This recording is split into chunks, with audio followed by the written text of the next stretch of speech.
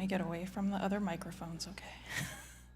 Good evening, everybody, and welcome to the Ann Arbor District Library. My name is Emily, and we are so excited to host this performance tonight. This is a culmination of a month-long series of events that we have done in collaboration with Island, Detroit Public Television, and Rising Voices. So we are going to have our performance of Kizuna Tree, which will take 45 minutes or so. And then we're going to have a Q&A with the movers and the other artists involved in this production to talk about the themes that have been brought to light in this performance. So again, I just want to thank our partners, and I want to thank all of you for being here. And with that, Kizuna Tree.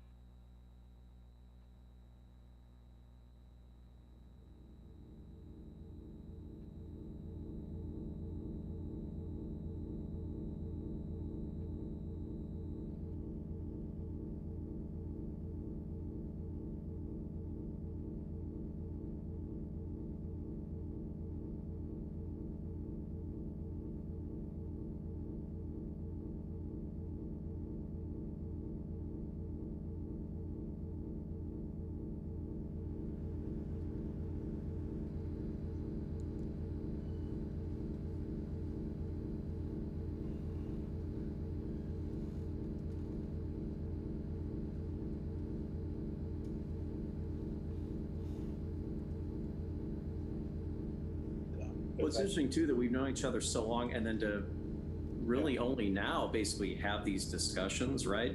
So when people, when I hear like, why can't people just get along, but like, when people are sort of trying to figure out like, why are these conversations, why is it so hard to find like common ground, especially now with these things? It's like we've known each other forever. We're super tight friends, right? We talk about anything. And yet this is just, imagine like going in cold with someone and then trying to take like, you can't take politics out of it for a lot of people, but like, it's just this, and I think I would certainly hope that it wouldn't, take people like decades of friendship to have these guys that, we don't have that kind of time, but like I can imagine how it's hard to move the needle in a good direction without having like all these like shared bonds.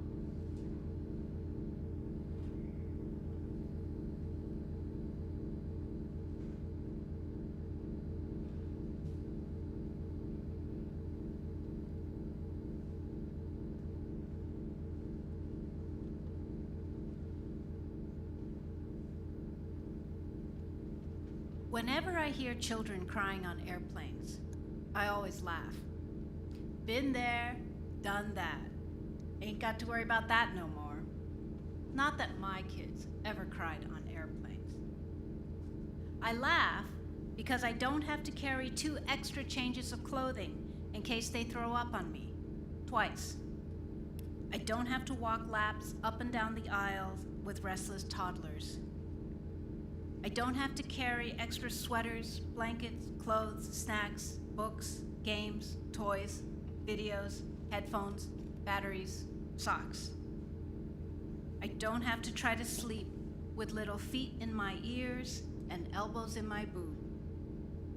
I don't have to carefully pack and double check all the children's suitcases and carry-ons so that someone doesn't try to sneak on her triathlon medal in order to test TSA's metal detectors. I'm done.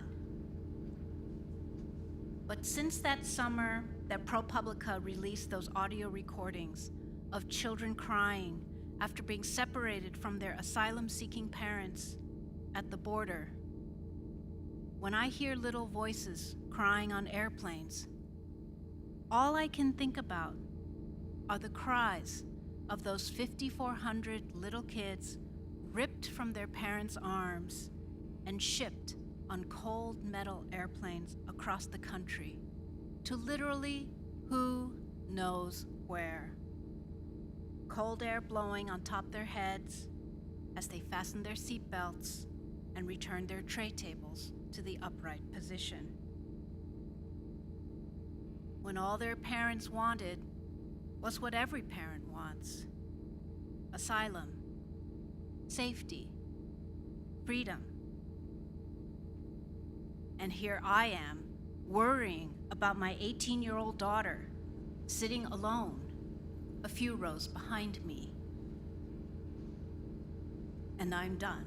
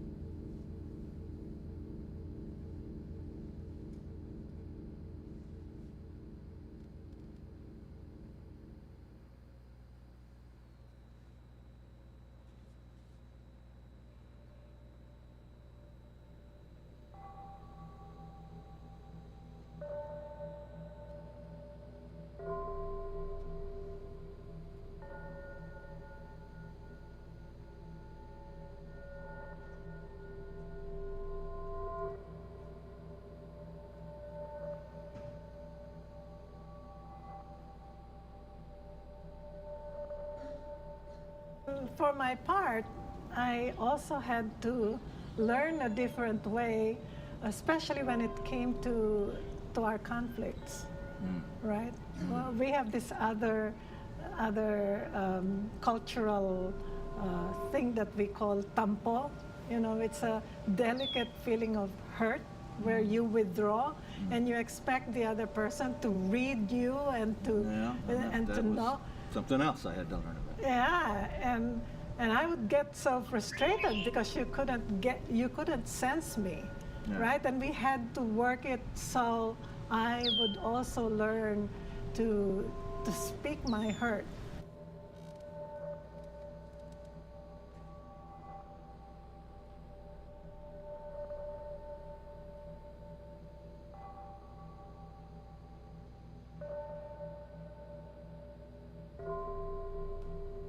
To be an immigrant is to die before you are allowed to live. We flew over waters, over time zones, over memories, what our lips could keep and made to spit out, what our bags would leave, not carry. Still, you said it was worth the sacrifice, worth being invisible, only to stand out, worth gazing down, never up, worth being nameless but marked. The anthem we sang, a silent surrender, but this is not all that we are, we told ourselves. This is not all that we are.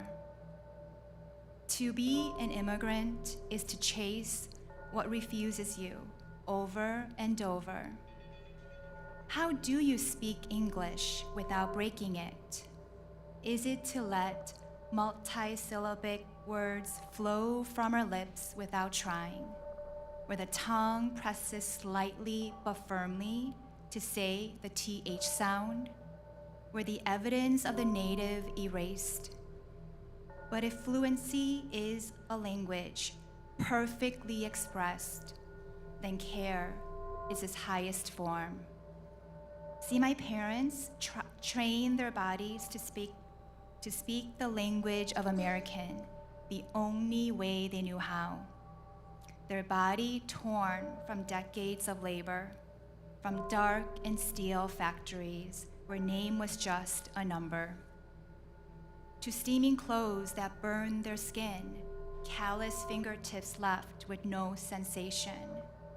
their eyes gone bad too soon, from sewing spring break bikinis for kids, demanding perfect hemming for their $200 denim, lungs filled with fumes. Why weren't there warning signs for this kind of work? 35 years of learning to speak American. To be an immigrant is to honor what's yours. For us, when bowing is a sign of mutual honor, gesture of respect, a nod, but not here. So I kept telling them to stop bowing, that even though your tongue won't submit, your body must. Your body must stand facing the sun, not the earth. Not anymore, not here. For us, we take off our shoes and homes. We're not afraid of dirt. We take off our shoes to protect the space we enter, yours and ours. To be an immigrant is to rebuild what was taken, that even memories can be martyred. When you ask us to change our names or shamelessly pin a nickname on us, like you're doing us a favor, you tell us we can make friends at school or land that interview, that job, that we can appear more friendly, approachable. Soon enough, we learned you were not for us. But that can change.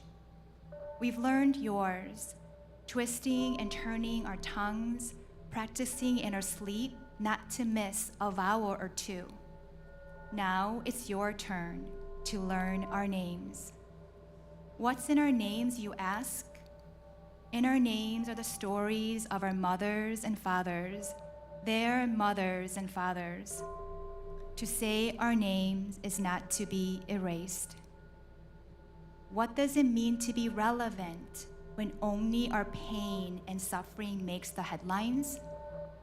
Must it take #StopAsianHate to be visible, to be seen, and for what? If a person's worth, its inheritance, then mere existence, the presence, the breath, is enough to be worthy. We are worthy because we are beautiful. We are worthy because we exist. We are worthy because we are. To be an immigrant is to create, is to imagine and reimagine. In our home, Amma forges the food we eat. I used to be embarrassed by this act of searching for food where people hike and picnic, not in the grocery aisles like most families. Later, I will see this as creativity and incredible skill. Amma forges the most decadent Korean vegetables, while others pull what they see as dead. We eat what they can't have and what we've created. In our home, Appa heals our colds, headaches, even a sprained ankle, with pins and needles, bringing the flow of energy back to the body, while we quickly drink a dark liquid that stains our tongue and forces our lips to perk up tight from the bitterness. This too is medicine, Appa says. What I saw as strange became magic, creation. Suddenly, I was holding a secret to why I rarely get sick. Some may think the work of a seamstress is just another trade job, but I have witnessed Amma turn an oversized white satin and lace into one that is made for the bride's body from head to toe with precision, including my own. To make beauty out of sheets of cotton is art. I used to see immigrants, including my family, as second-class citizens. But If we can send our kids to the best of schools, paid with our broken English, and create art and music through the stories we tell to each other, then to be an immigrant is to create life. With strength that moves mountains, with resilience poured from our ancestors, and courage that only relentless love can give through communion. And love, a love that never breaks.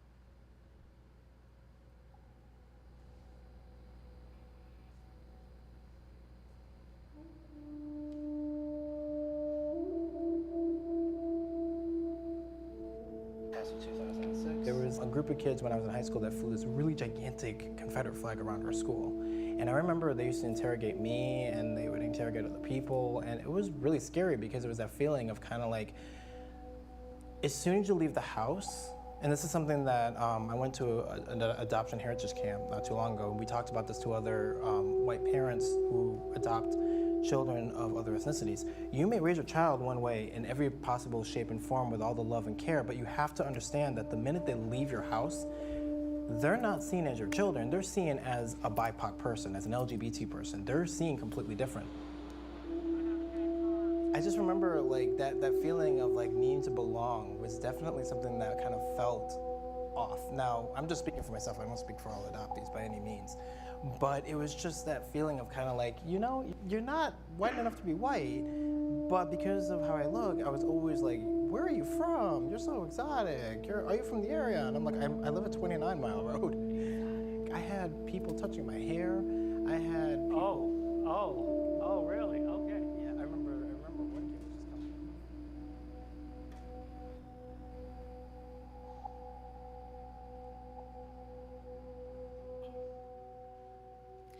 It's November 7th, 2021.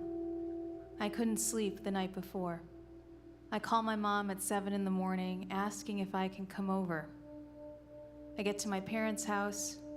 My mom opens the door and asks if I'm okay. All I can get out is no. And I'm just crying, and she hugs me, and she's just holding me while I'm crying. After a little while, I manage to get out. It's really over. Me and Jane are over.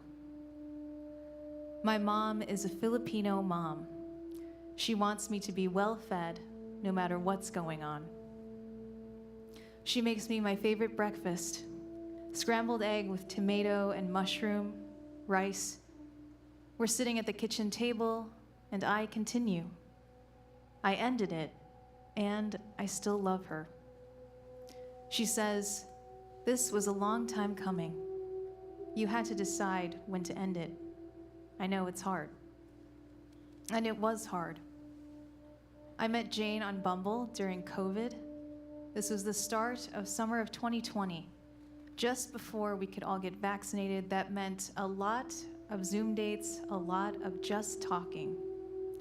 On one, we're just sharing childhood stories, and I tell her about how when I was little, I loved to play pretend, and I'd ask my mom to play pretend too. Some days, the kitchen was a diner. The living room was a grocery store. I could be Darkwing Duck, jumping from couch to couch. But one of my favorite characters to pretend to be was the Pink Panther. The animal, not the detective. To become the Pink Panther, I'd take this hot pink shoelace that I had and stick it through the back belt loop of my pants and just kind of run around, not really caring about anything. Except one day my parents saw me doing this in public, and in that exasperated, hushed whisper that parents have, were like, "What is that?" Embarrassed. They said I couldn't do it anymore. I got in trouble. So I stopped, and the Pink Panther never came out again. Jane and I, the first time we meet in person for a date, we go to a park. It's now late summer. We're walking through these gardens, and she stops and says, "I have a gift for you." I feel terrible. I have nothing for her. What's she gonna give me? She smiles, and she asks me to open up my hand, and she takes this thing out of her bag and puts it in my hand. I take a closer look, and it's a hot pink shoelace.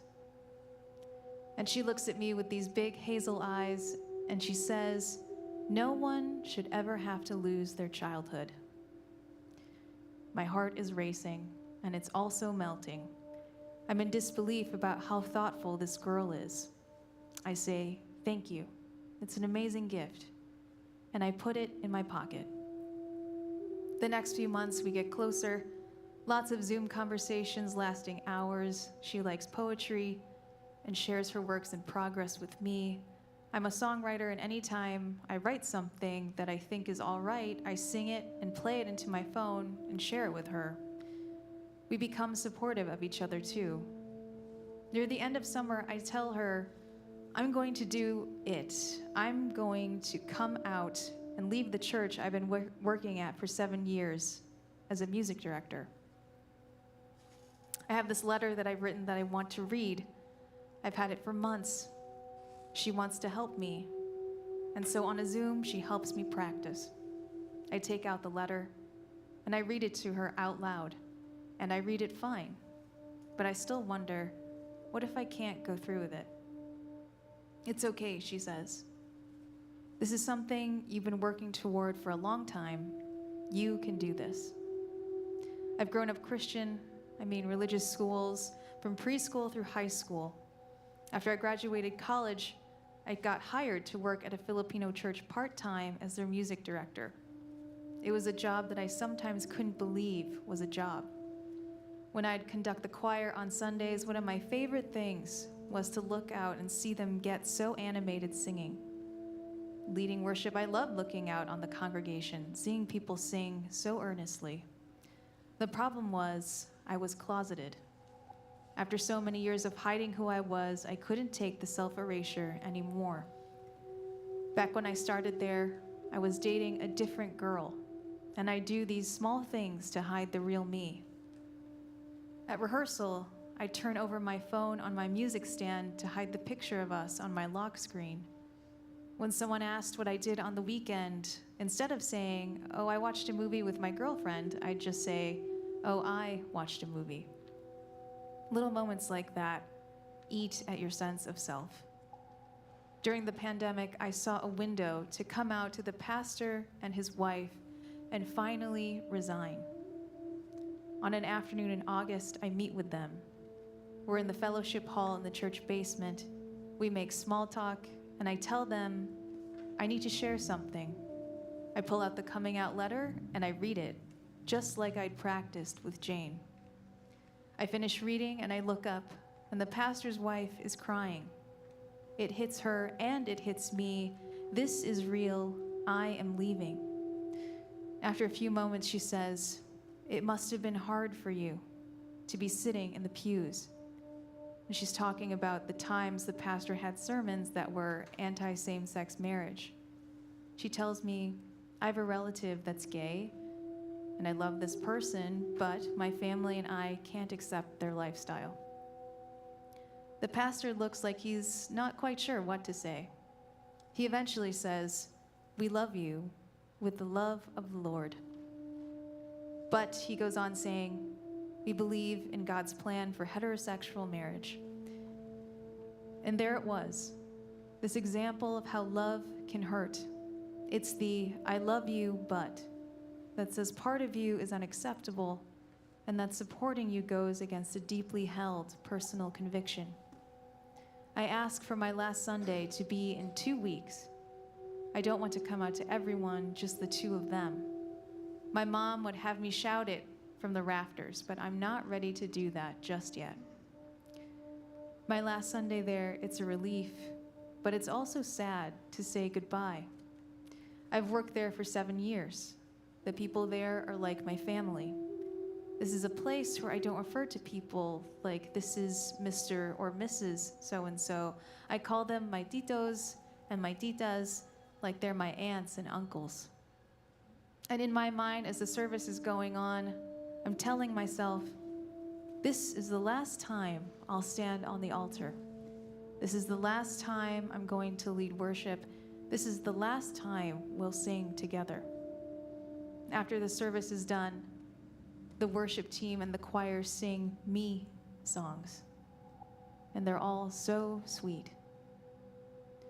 And as I'm pulling out of the parking lot, it feels so bittersweet.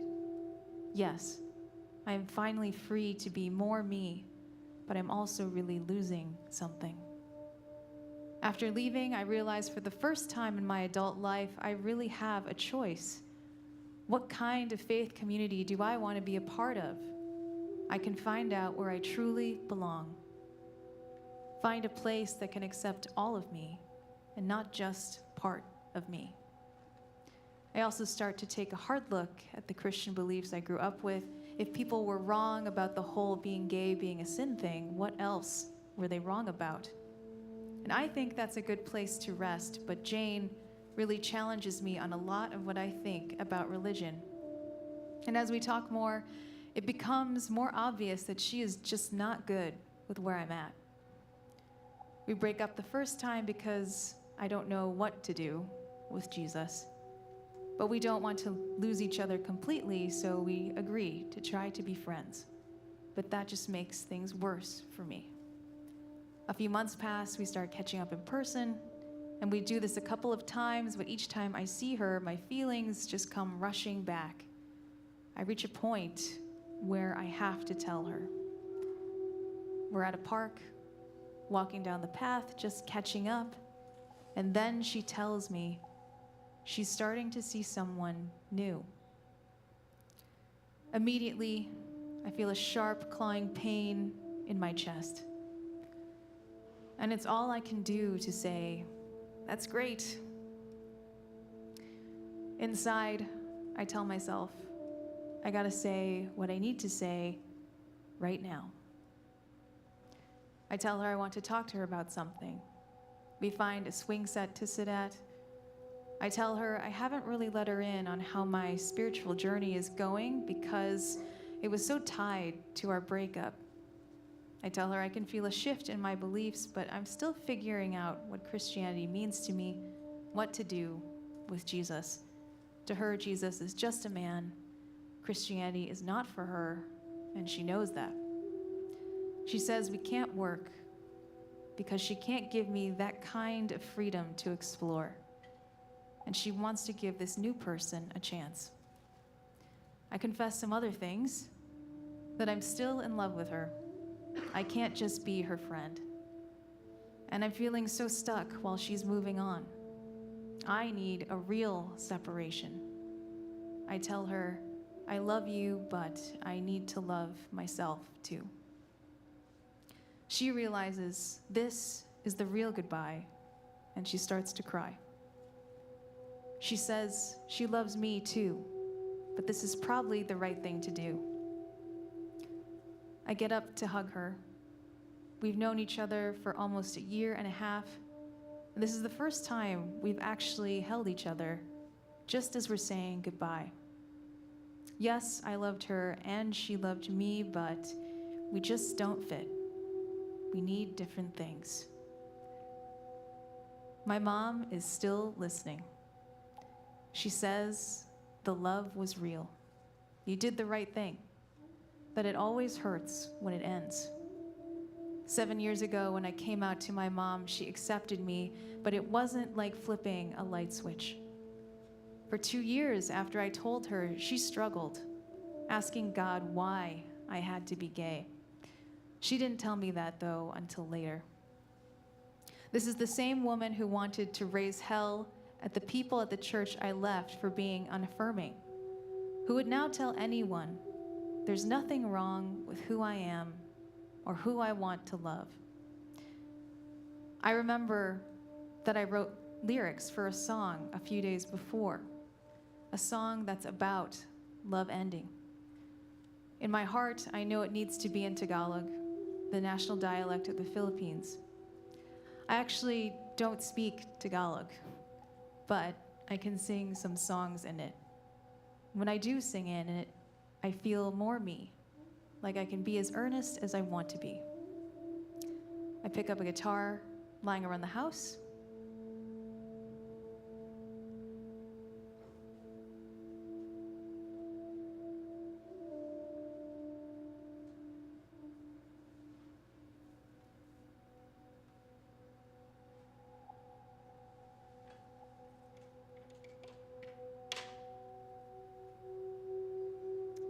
And I sit at the kitchen table. I show my mom the lyrics on my phone and ask if she can translate them for me. Without hesitation, she gets out a piece of notebook paper and a pen and starts to translate me and my pain onto the page. Over the course of 7 years, my mom has battled her own doubt, her own set beliefs from growing up Catholic. Because of love, she really sees me, and I feel seen. Over those 7 years, she's become a champion for me, her gay daughter. And that morning at the kitchen table, she became my co-writer. She shows me the translation after she's done and says each line out loud so I can hear how to pronounce the words. I sit with the lyrics in front of me for a bit. I try putting together bits of the verse and chorus as they come to me. She switches a word here and there so it's easier for me to sing. And back and forth it goes until I'm able to sing it all the way through the way that I like it. She titles the song Buksan ang pusong nasaktan, which means open a broken heart. And when I feel like I finally got it, I sing it through a couple times. She tears up and she tells me it's beautiful.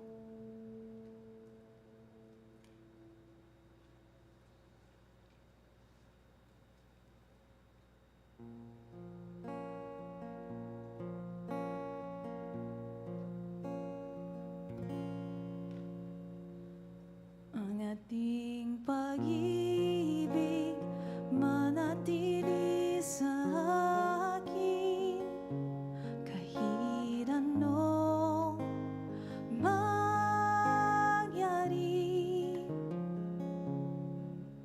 Ang mga bituin ay liliwanag kahit ipikit ko ang aking mga mata. Binigyan mo ako ng liwanag para mabuhay, para yakaping hantadhana. Sa kabuuan niya, binigyan mo kaya ako ng gabay sa buhay. Kahit wala na tayo sa isa't isa, manatili ka sa aking hala-hala na ang pusong nasaktan. Balang araw mabubuksan. Kahit wala na tayo sa isa't isa, manatili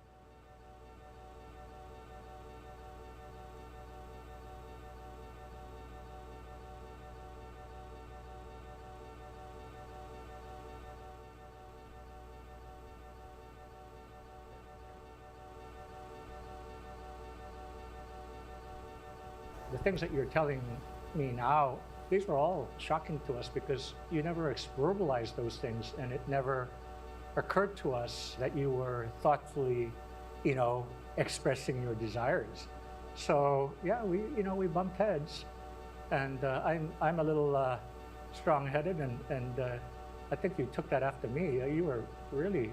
Well, I mean, like, once I finally decided to speak up, but it was like, again, trying to honor you and Mom and your wishes, but at the same time, like, that breaking point was having to do those things that I didn't want to do. Yeah, but you did it anyway, right? Yes. Because why? Because trying to make you happy, right? So I felt like it wasn't what I was supposed to do, and it's something I felt that I had to do.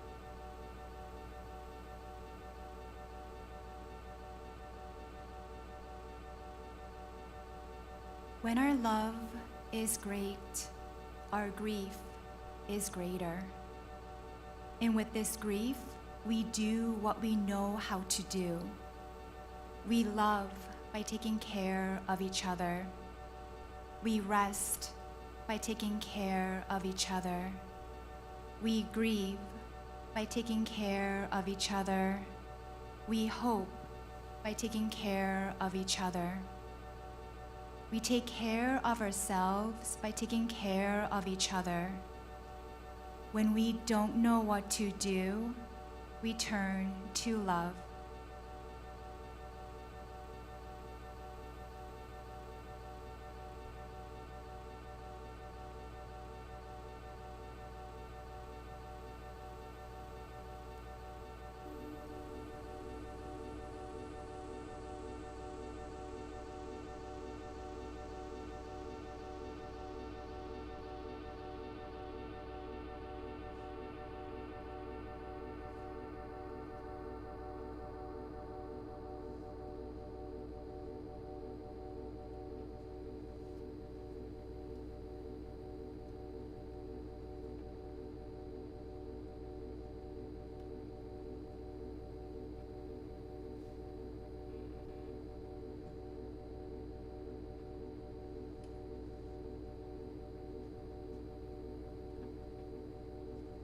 In 2019, the call went out for 10,000 suru, or paper origami cranes. Diagonal fold, unfold, turn, diagonal fold, unfold, flip. Cranes live for 1,000 years, folding 1,000 paper cranes, one for each year of its life, grants one wish. Senbazuru. We folded 1,000 cranes for Uncle Ray's 60th birthday and hung them in long strands from the ceiling to wish him a long life. We folded 1,000 cranes for Mika's friend's wedding to wish the couple a long, happy marriage. We also folded cranes in Chinese and Taiwanese language school. 12-year-old Sadako Sasaki of Hiroshima folded 1,000 cranes with a wish to be cured of leukemia caused by the Americans' atomic bomb dropped on her city when she was 2. When she was not cured, she folded 300 more. Children today fold and send thousands of cranes to Hiroshima each year. You can see her statue holding a golden crane at the Hiroshima Peace Memorial Museum, and in Seattle too. Horizontal fold, unfold, turn. Horizontal fold, unfold, diamond fold. In 2019, families were detained at America's southern border, and children were being separated from their parents. The Japanese American community stood up and said, "Never again is now." Tsuru for Solidarity called for 10,000 tsuru, or origami paper cranes, and received 25,000 from around the country and around the world. Japanese American organizations and Buddhist temples across the country organized tsuru paper crane folding parties.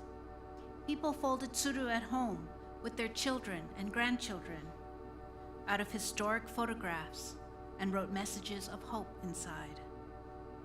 A bride, happily married now for 40 years, donated the 1,000 golden cranes her friends had folded her as a wedding gift.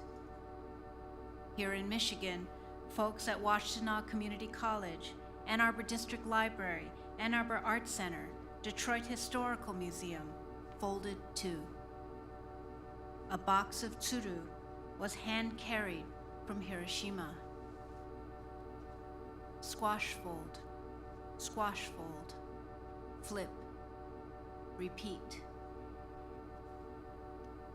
These delicate paper birds carry heavy wishes on their wings for peace, nonviolence, and hope, connecting the incarceration of 120,000 Japanese Americans in concentration camps during World War II, 2/3 of whom were American citizens.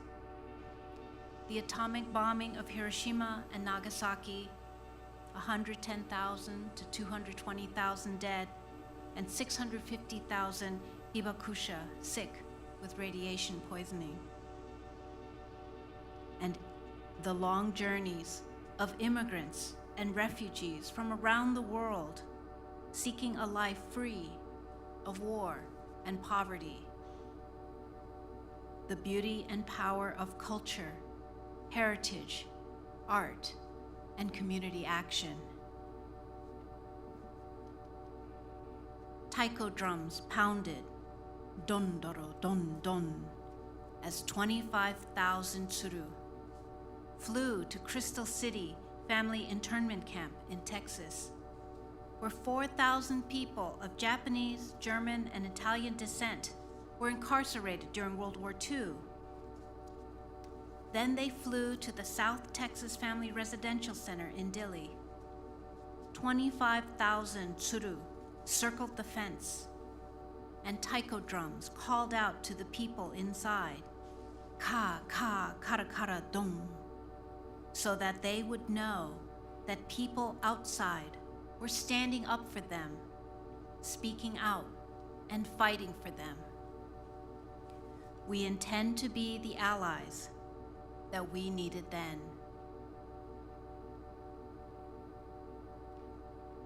Now, with the lifting of Title 42 and COVID pandemic restrictions at the border, many desperate families are once again heading for the safety and dream of America, who sings to them, "Give me, you're tired, you're poor."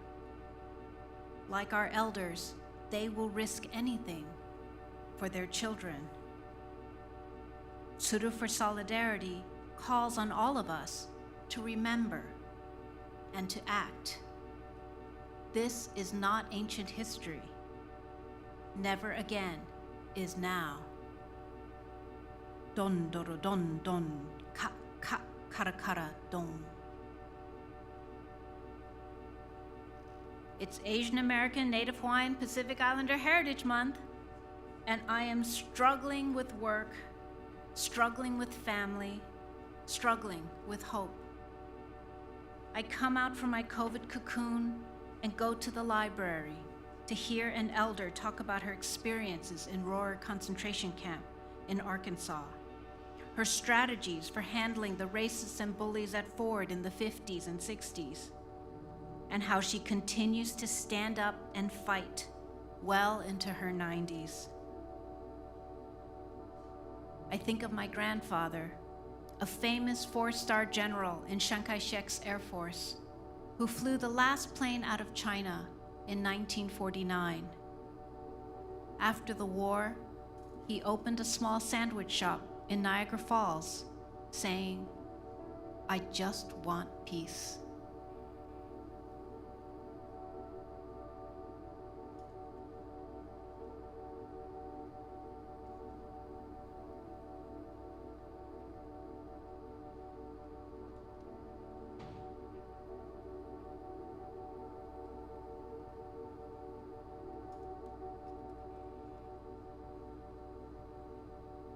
Pull out the long neck, pull out the tail, press the head, open the wings, puff of air.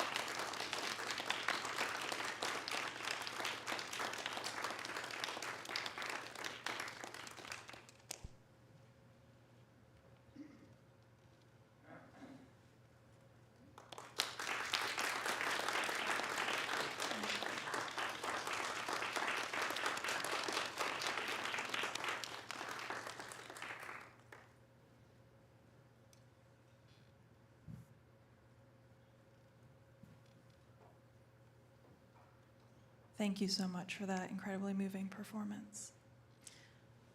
So we would like to have a Q&A session with our performers today. They'd like to talk a little bit more about the themes in this performance and take your questions.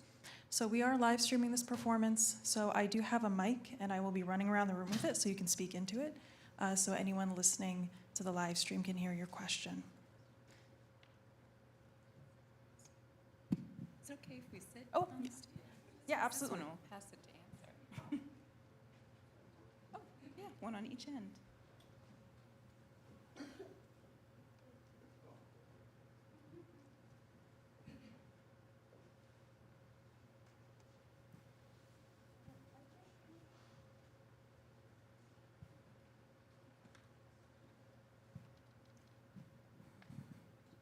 Does anybody have any questions, or do you guys want to hear more about the themes and the process? I'm seeing nods. Oh, wait, there's a question. Oh. What is a Kizuna tree? You kind of told us about the cranes, but what about the tree? I think Chen is the best one to answer this. Yeah. The tree was, this is the Kizuna Tree or Kizuna Tree, and it was originally made for the Exiled in Motown exhibit that usually is, we turn it off for the performance. But it was created to commemorate the, basically the Japanese American experience in Metro Detroit.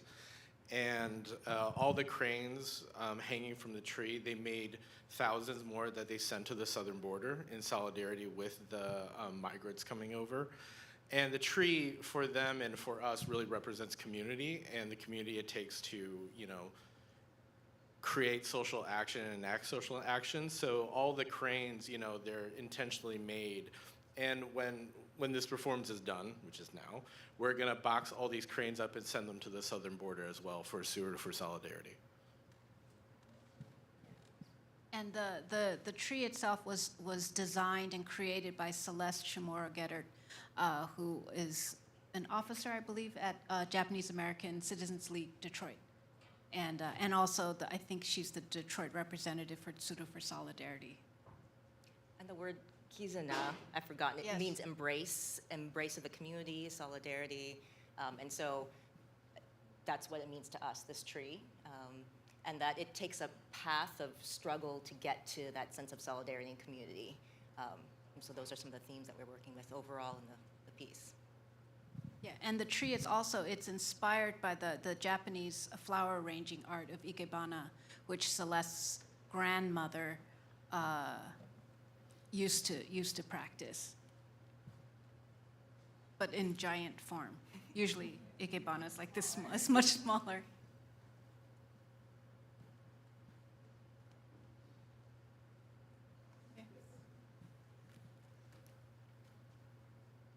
So how are the different like performances and parts kind of chosen to go into this?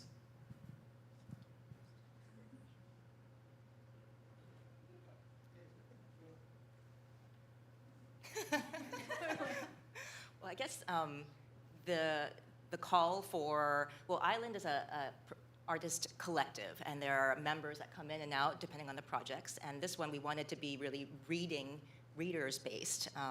And so these wonderful readers, Zosette, Francis, and Kyung-hee, were committed to come. They all brought their own personal stories and their own personal narratives that they wanted to share. And we worked collaboratively to build upon the basis of those stories and how they intertwine together. I don't know if you want to elaborate on your pieces.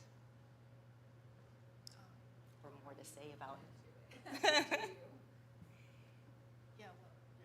I mean, Chen and I and Amber. Yeah, right? part of it too is that the design of this performance is modular, so there can be as many storytellers and performers as are available, and then we just change the timing. But the idea of the meditation maze is always there, so wherever this will be staged again, we'll still have this concept. But there could be 5 storytellers and 2 dancers or 4 dancers.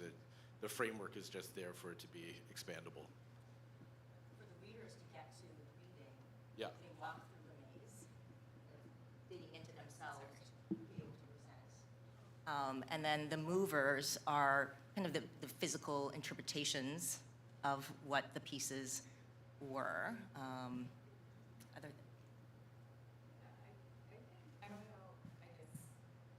My question, in response to your question, is: are you interested in knowing like why the individual readings were chosen? Or see, there we go. So, as a non-reader, I feel like I should not answer this actually, but but I will say that the readings that were chosen fit together very well for our themes. So we did have that overall theme, and then I'm going to pass it over to our readers. So my 2 pieces, Crying on Airplanes, I wrote the day that ProPublica released those recordings of the children crying at the border. I think it was March 2019. And I remember that day, I was at my brother's house, and all my friends who have little kids it was on NPR first thing in the morning, and so they were driving to work, and all of them had to pull over to the side of the road and are just sobbing because they all had little tiny children, and they to hear those cries, they were all of my friends to a T were pulling over to the side of the road and sobbing. And I was on my way to a poetry reading in Minneapolis, and I said, well, someone has to say something. Someone today. We have to say something. So I wrote it. I actually wrote it on the airplane on my way to a poetry reading, and I performed it that night. And then the second piece about the Tsuru for Solidarity project, I wrote specifically for it today. I was one of when it first started I was a journalist with NBC Asian America at the time, and I was one of the first national journalists to cover the story and talk about the story, and I was watching all their photographs. Everyone was folding cranes and sending them in, and all the photos are on Instagram, and you can see them, Tsuru for Solidarity on Instagram. They're all there, beautiful, and people are doing lots of creative things with that. And so I wanted to make sure that we, had the story to go with this. So my first piece, To Be an Immigrant, is really a letter to all of our immigrant parents and grandparents who don't necessarily have the language or the voice to stand up for who they are. And so it's really a call to action, and it's a call to build empathy within our community and beyond. And I really wanted to express what it means to be an immigrant in a way of pain and suffering and hard work. At the same time, how immigrants are innovative and creative and leaders. And so I really wanted to express and showcase both, because it's not one or the other, but it's both, and to really have a community here to embrace that. And then the second short piece, it's really just about, in times of grief and suffering, all we can do is love each other. And I know that sounds cliche, and redundant, but it's really true. And so when we are out of answers and out of solutions, we have to just kind of look at our local community and beyond and think about how can we express and show love. And Kyung-hee is the author of a brand new children's poetry book just out last month. So, for that. And my story, at the heart of it is about finding love and belonging, and knowing or finding out really that sometimes to find where you do belong, you have to leave groups or communities that you previously felt like you thought you could belong to. And one thing that, my mom is such a big part of this story, and I really wanted her to be the bookend because she is, she makes a journey too. I'm not the only one. And you find that out at the end. And throughout the story, it's just a kind of a cycle of finding an embrace and letting go, and finding embrace and letting go. And at the end, I'm lucky because I found an embrace in my mom, right? But yeah, it's also just about, there are things like, I am Filipino, but there are parts of it that I don't understand. And my mom is there to kind of interpret for me and help me connect to this part of me that I don't understand, or I try to say, and she helps me articulate it. And at the end, we create something together. And this piece is very special to me because I've never done something like that, with her. And now I'm very grateful that we always have this. But yes, that's a lot. But yes, that's kind of where my piece came from. And Zosette has a band. Very cool.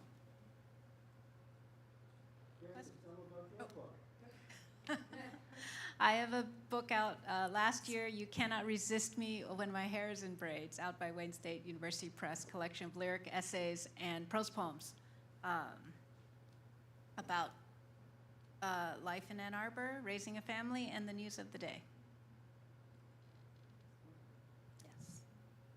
I might have missed this. I think, Chen, did you say this configuration on the floor, is that that has some meaning or traditional thing? And why? I'm just curious why you call yourself movers and not dancers. There must be some significance there. That's good. Actually, can you hear the first part? Oh, the configuration on the floor, does that have any symbolism or traditional value, or and why the movers move through that in a specific way?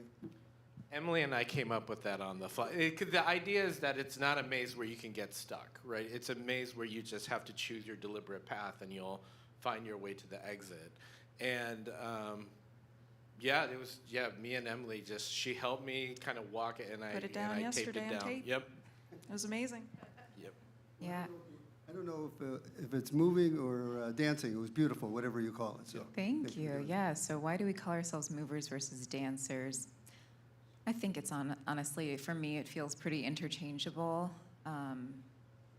Some moments feel like dancing, and some feel like movement that everybody can do, and it's accessible in some way. Even seated, I feel like there are some motions that can happen, and it's movement. And it seems more yeah. inclusive Yeah. term, because a lot of what Island does is choreographed pieces, but a lot of what we do is improvisation and gestural, and so with that kind of stance, don't know. And these readers were also movers in this piece as well, and so it seems like a more inclusive. And for me, I don't consider myself necessarily a dancer, more of like a student of dance, a person who likes to move around, but I wouldn't often call myself a dancer. So feels more appropriate to me personally too. I know there's a question way back there. Hi. Hi. My mom is from Siberia, so I'm a Siberian Athabascan Yupik Eskimo. But my dad was born in Okinawa, so I'm split.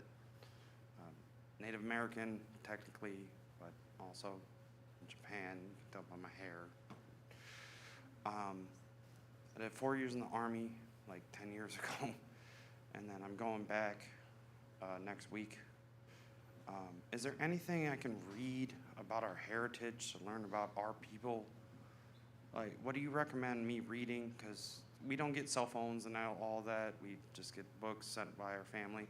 What can I read about our heritage just to learn more about our history and our past? Specifically about Okinawan heritage? Professor Desai? Do you?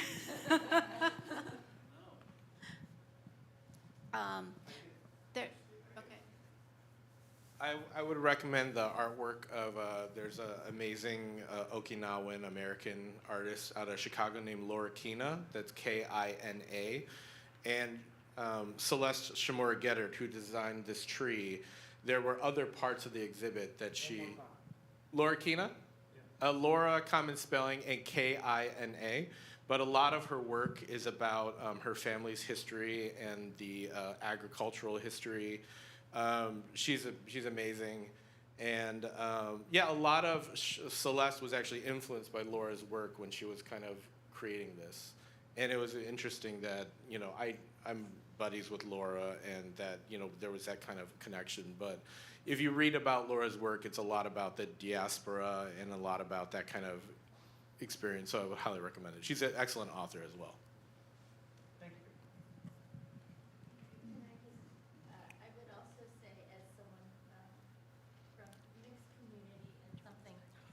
Something I've appreciated about what you guys have said before, being making an aesthetic for Asian Americans, especially, not specifically Asians who have immigrated here. I think that's a special thing of its own. So there is a book called Making of Asian America, which is really great and talks a lot about the history and then across the diaspora of the Asian communities. I second that.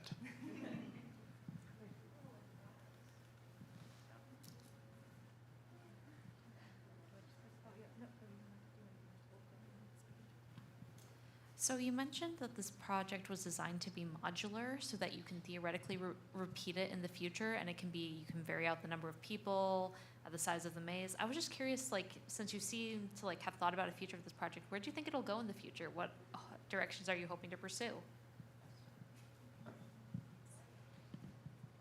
For this piece, things are in development. I think that's we're looking for other locations. We originally had a good idea for one, and then the building went into renovations. So it kind of is what it is. But we're exploring other opportunities for sure after this. If you're interested or have an idea for us, you can reach us at our Instagram or Facebook or our website, which we have a QR code over there. Island Collaborative, Performance Collaborative. So, yeah. Thank you. That was going to be a follow-up question.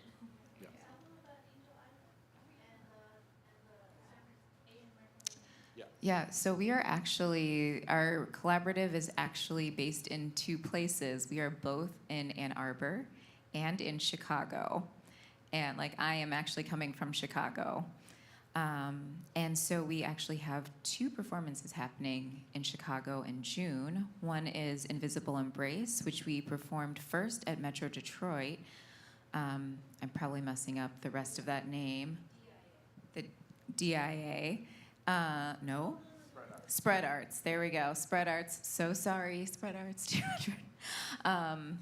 But we're now restaging it in Chicago. And then our second one is a new piece that we've had in the back burner for a while. Right now it's untitled, but it's about Angel Island, which, for lack of a better comparison right now, is just the Ellis Island of the West Coast with a much darker, I would say, history to it. It was the main port that a lot of Chinese and other Asian immigrants came in. They also found that a lot of other immigrants that weren't just Chinese came in through that way too. The Chinese were just the best documented and were held there the longest. So they were held for up to 2 weeks. Well, I would say, I was gonna say 2 weeks and then let me finish, going all the way up to, one woman was there for almost 2 years. And it was a very tiny confinement space. And the reason they knew about all of the feelings that all of these people had was because they carved poems into the walls of the detention center. And so throughout, if you go through, it's literally covered with the different poems from like up here to down here. And it was, they tried to erase it because they thought it was just graffiti. Then they started carving it in, and then they filled it with putty. But over the years, the putty receded, the paint chipped, and it was revealed all of these poems. And I'm skipping over a lot of the history, but it was going to be torn down. There was a fire, and it took out one of the buildings. And then the men's detention center, because it was divided into many different sections. The men's detention center was left, and they were going to tear it down. And then a ranger went in and was like, oh, there are all these carvings. What is this? Let me go ask the Chinese community and see if this is like worth keeping or not. To which the community said, yes, absolutely, this is worth keeping. And so now it is a national, is it national? Yeah, it's a national, I guess treasure is the best word for it.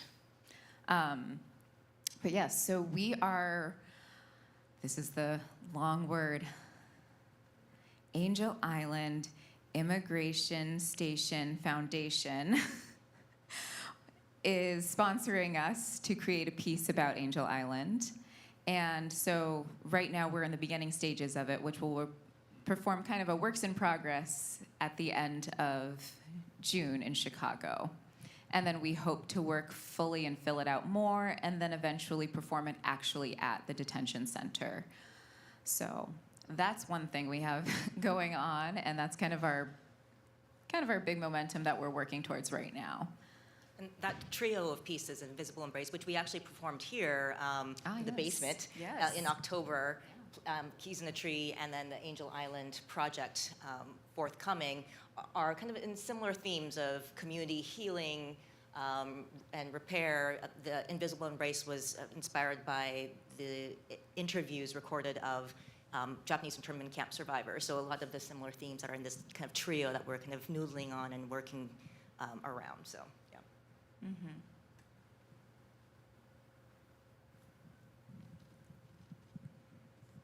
I just wanted to say thank you so much for this performance and for a lot of the events that have happened in the last month. I know many of you have been speakers at panels in the last week or have participated in the Ann Arbor Art Center and their collaboratives with the Ann Arbor District Library. I just happen to be really impressed and thankful, because this should be standing room only.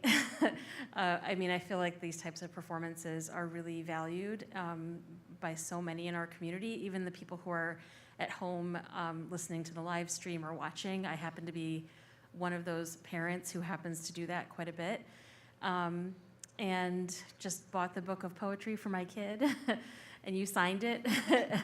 You know, I just think that these things are so important. And I remember, Zosette, you said something about how in your panel discussion that staying silent really hasn't helped us. And I think that really stuck with me, because I'm somebody who has read a lot of the literature in this area over the years. And I just feel like there's so much opportunity for cross-collaboration amongst different groups, all working towards the same goal. So just, I wanted to say thank you. Thank you.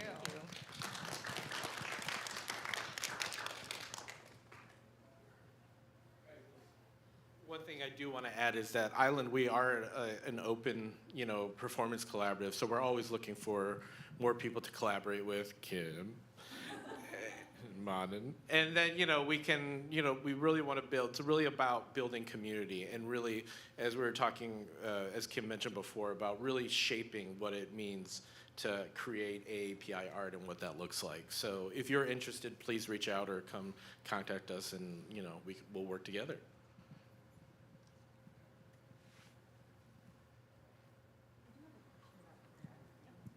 I did have one question about the choreography of the movement and the dance. Just have you practiced this before this, the two of you, the dancers or movers? And did you change it for this performance? I'm just very curious because I just think, based on what you were saying, it sounds like there's a lot of natural movement incorporated in a lot of dance. My daughter happens to be studying ballet, and I studied Bharatanatyam when I was younger, which is an Indian dance form, so I'm just curious. I wish we had more time to play around with movement together, but because of practicalities, we weren't able to get into space and see the maze before we came in. Kat's in Chicago, I'm here, so we were working with constraints, but sometimes that makes it really efficient and effective, and what comes out initially ends up being better than what we would have spent hours and hours doing. But we each took Francis's reading, Kyunghee's reading. I kind of told Kat, can I please, I want Kyunghee's reading because being a Korean immigrant and Korean immigrant parent myself, I connected with it. And so we kind of interpreted individually those movement sections. And then we worked together really earlier today, the pieces and the construction of the staging of the rest of the movement sections. Yeah, so, excuse me, it was, I like to call it island magic, where honestly, we usually end up having very little time to work in person together, and somehow we managed to create a piece that feels right to us. Also snaps for Bharatanatyam. I love Bharatanatyam, so say that. But yes, I would say that all of the movement was made for this piece, and a lot of it was really our response and coming from how each of us were feeling about each piece of reading. Actually, Marty, going back to your question about movers and dancers, one thing as a very clear not mover or dancer is that when I think about dancers, I also think about choreographers as two separate things, but the movers within Island choreograph everything in a remarkable short. It is truly beyond my comprehension. And I've always referred to I try to always refer to them as movers because it encapsulates so much more of their process, the choreography, the development, the emotional response, the processes is all there, and it's all developed by them, as I said, very quickly, today quickly. So, yeah. And we're both trained in different styles, and this island experience, I've only been in the island less than a year, but it's very different from how I've been trained. Ballet choreography, you do specifically what other people have made to put on you. And so to be really inhabiting in the moment, feeding off of people in real time, changes every time you do it. A lot of the improv is really, for me as a developing artist, something that's really interesting. And I loved working with the text, which I hadn't ever done before too, so good stuff. I mean, I will say that improvisation is a big part of my my dance history, and I'm also a dance movement therapist, so I really do like to work in the real time with movements. So thanks, Jean, for going on the ride with us.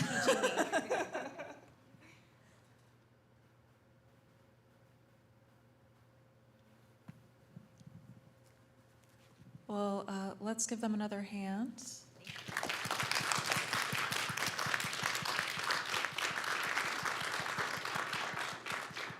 And big thanks to the Ann Arbor District Library, who we love, Emily, and then Tyler, and then also, Oh, man. Okay. Oh, I see his little hand. Okay. And also the lighting here. These lights are part of the Ann Arbor, what's it called? It's our tools collection, so you can check these out with your library card. Yeah. Amazing. The first time we had our very first performance, we borrowed the lights, we drove them to Chicago, had our first performance, and drove them back. And I ran into Josie Parker, the former director, like right after, and I told her, and I was kind of embarrassed and she's like, no, that's what they're for. So check out the library's tools. They are amazing. Giant telescopes, giant chess pieces. I love the Ann Arbor Library. Yeah, I'm just so blown away, really, seriously. Even if you're just like, oh, let's just figure out what this is. Check it out. Yeah. Yeah, they have prints and paintings you can check out. Yeah, and we're all really hoping, to create like the Asian American aesthetics, something new, something contemporary, something collaborative, and I think these lights are kind of, part of the signature look of what Island is doing. Thank you all. Thanks Thank for you so much coming. for coming. And looking forward to seeing you again. Invite us.